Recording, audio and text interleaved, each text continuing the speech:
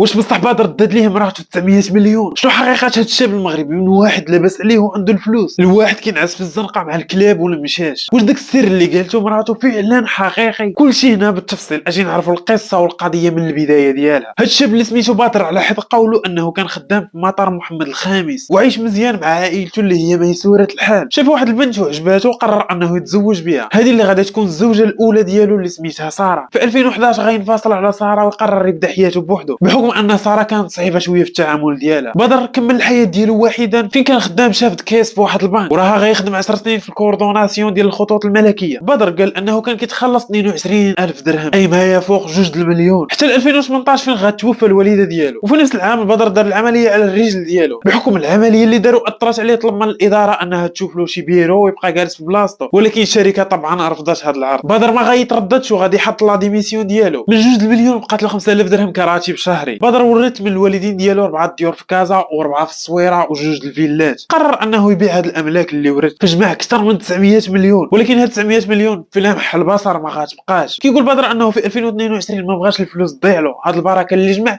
قال ندير لمراتي وكاله هي تصرف وتكلف. وبسبب مجهول بدر وقع في نقاش مع نعيمه. خرج من الدار ومشى للوطيل وبقى كيقضي بديك الفلوس اللي عنده. بغى يرجع للدار لقى نعيمه جمعات له الحصيصه وبدلت السوارد ديال الدار. هادشي اللي غيخليه يتشرد 3 سنين من 2022 ل 2025. كلشي فاس مع القصه والقضيه من 900 مليون لواحد كيبات في الشارع. المغاربه كاملين تفاعلوا وتعاطفوا مع هاد القصه ولكن الحقيقه كامله ما بانتش من الطرفين. يعني بدر قال داكشي اللي عليه ولكن مراته ما قالتش شنو كاين. نعيمه شافت وحست بالحقره وعرفت راسها باللي راهي مظلومه. كلشي كيسب ويشتم فيها وهي ما دايره والو. قالت علاش نخاف راه نخرج للاعلام ونواجهه. قالت لهم بدر طليقي وانا كنعترف بهذا الشيء وتزوجت به في 2022 ولكن راه ما خديت له لا 900 ولا 500. نعيمه عاودت القصه من الاول وقالت بدر جا طلبني للزواج شفتو ولد الناس وقلت نستر راسي معاه نعيشوا انا وياه ونتعاونوا بعضياتنا. وطبعا هذه الفكره سائده بزاف عند بنات الناس. قالت هذا السيد جابوا لي الله فعلاش نحرم راسي. قال لها باللي هو كتخلص 5000 درهم وهي كتبيع في الملوي. قالت مزيان نتعاونوا بعضياتنا واصلا انا عندي طريطه ديك 5000 درهم اللي عنده ندوزوها للطريطه ونسكنوا انا وياه وهكا نقدروا نعيشوا واحد الحياه اللي هي زوينه. داكشي اللي كان على لسان نعيمه قال تزوجنا. ولكن من بعد الزواج كنكتشف بلي ان بدر ما كيصحاش. وطبعا هادشي اللي ما قالوش بدر لوسائل الاعلام. وقالت مع راسها انها ما يمكنش تبقى مع واحد اللي حياته كامله عامره غير الشراب. صافي قررت انها تفارق معاه وتفارقت معاه. فقالت الا كان فعلا عنده 500 مليون علاش يجي يسكن معايا في دار اللي المساحه ديالها ما كتجاوز 50 متر ومن الفوق الدار اللي قال خلصها يلا وصلت ل 45% من الخلاص ديالها. يعني مازال ما كملاتش. فكيفاش بدر قال ان الدار شراها ليها وقالت بعباره صريحه انه اللي كاين فعلا شي وكاله دارها ليا انا كنتحمل مسؤوليه هاد 900 مليون. السيده على ما كيوضح انها كتهضر بكل ثقه وشفافيه في الكلام ديالها. وجبدت واحد النقطه مهمه قالت لك الا كان بدر عنده 900 مليون فعلاش قبل ما يتزوج بيا كان ساكن في خيريه تطمن الليل. وقالت للصحافه والقضاء انهم يتاكدوا من هذه القضيه. اما التاريخ اللي عطاه بدر وقال انه تكتبت فيه الوكاله فمشاو قلبوا وما لقاو حتى شي حاجه. وهنا كيبقاو جوج الاحتمالات يا رجع لبدر حقه يا اما غير مطلعها على المغاربه وباغي يربح التعاطف ديالهم. والاحتمال الثالث من عندي بدر عاش 3 سنين وهو في الزنقه. هنا ممكن تضرب الخيال بالواقع. العقل اي حاجه قلتيها ليه كيتيقها وكيطبقها في الذاكره الزائفه فالس ميمواري اللي كيخلي ان المعلومه المغلوطه تصبح في عقل الانسان حقيقه مطلقه. وهذه العمليه سبق نشرنا ليها مع اليزابيث لوفتوس. حتى لنا غنكون وصلنا نهاية الحلقة. ما تنساش إعجاب ومتابعة الصفحة.